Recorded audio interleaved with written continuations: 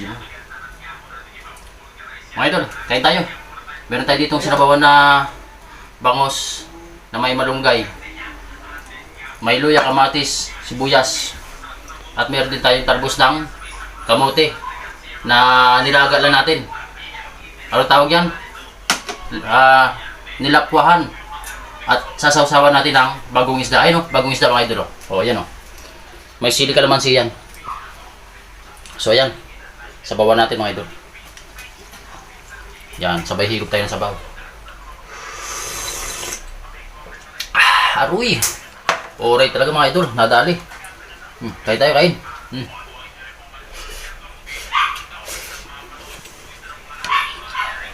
So, ito yung mga pagkain na natural mga idol. Nilapwahan lang o inilublob mo lang sa mainit na tubig. Talbos ng kamote.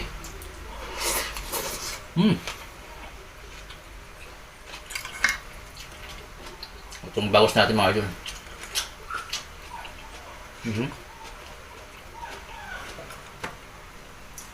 Sarap mga idol. Sariwa kasi itong bangus na to. Ayun o. Oh.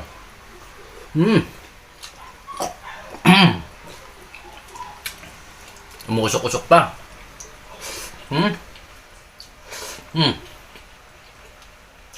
Candy.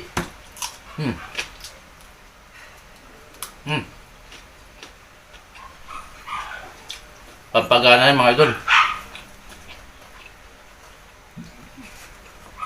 Pamuksa ng mga sakit-sakit sa katawan. Tapos ito, yun o.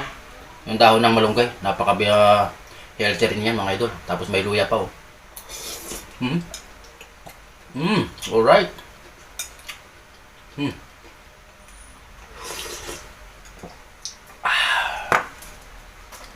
Solid talaga mga idol.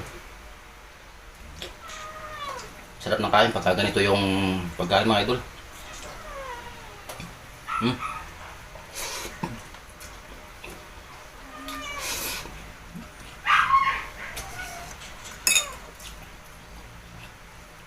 At itong nilapwahan lang at talbos ng kamote.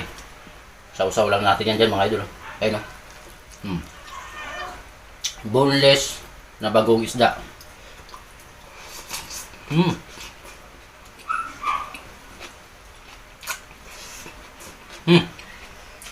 Kaya tayo mga idol.